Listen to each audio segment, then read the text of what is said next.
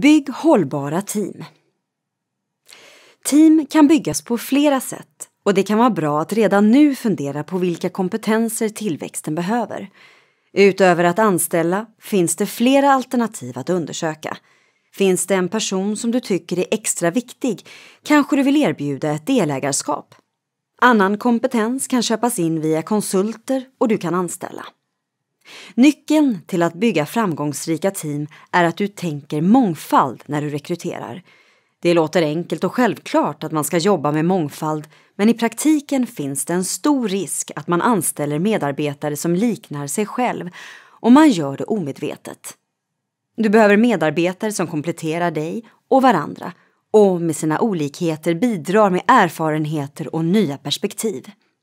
Tänk på att mångfalden även finns ute bland dina kunder som ska köpa din produkt eller tjänst. Dina kundrelationer kan till och med förbättras eftersom kunder gillar företag som de kan relatera till. Därför är det viktigt att bygga team som förstår kunden och som medarbetare känner igen sig. Att gå från 0 till en anställd är det svåraste steget som en enmansföretagare kan ta. Den första anställda innebär 100% mer personal, dubbel lönekostnad, sjukfrånvaro, barnledighet, samarbetsutmaningar för att nämna några saker.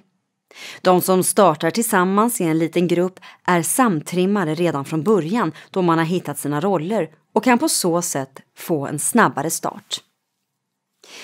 Det finns mycket att ta ställning till innan du anställer, särskilt om det är din första anställning. Det kan vara bättre att till en början anlita en underkonsult som fakturerar dig. Då fakturerar du när arbetet är utfört. Samtidigt finns det fördelar med att ha en självgående rutinerad medarbetare som kan tillföra företaget ny kompetens och nätverk och som kan vara ditt bollplank.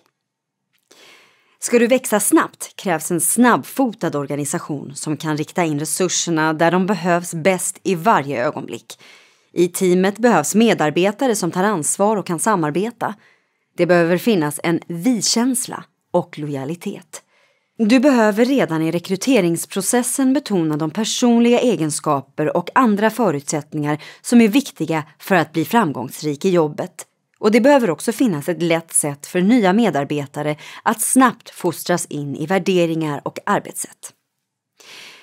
När du rekryterar är det viktigt att ha en tydlig kravprofil och beskrivning av vad du förväntar dig av en ny medarbetare i form av utbildning, meriter, branscherfarenheter och personliga egenskaper. Leta gärna personal i dina egna nätverk. Ha som mål att alla anställda ska bidra till ökad vinst i företaget och beskriv på vilket sätt. I en annons är det viktigt att lyfta fram företaget och företagets värderingar. När du fått in sökanden börjar urvalsprocess och referenstagning. Be alltid om referenser och prata med flera innan du anställer. I referenstagningen gäller det att få fram både styrkor och svagheter. Nöj dig inte förrän du hittar någon som passar perfekt. När du har hittat din nya medarbetare gäller det att personen snabbt kommer in i jobbet. Och det gör du i en introduktion. Har du processer och rutiner dokumenterade blir det lätt att sätta sig in i företaget och i sin egen roll. Fundera också på hur du kan skapa vi-känslan internt och få den nya medarbetaren att känna sig välkommen. Information om att anställa finns på verksamt.se. Här hittar du praktisk information för dig som funderar på att bli arbetsgivare och som ska anställa eller hyra in personal. Du hittar bland annat information om vilka anställningsformer som finns, hur mycket det kostar att anställa och hur du registrerar dig som arbetsgivare hos Skatteverket. Här finns även information om sjukskrivning, ledighet, kollektivavtal, uppsägning och om att anställa personal utomlands.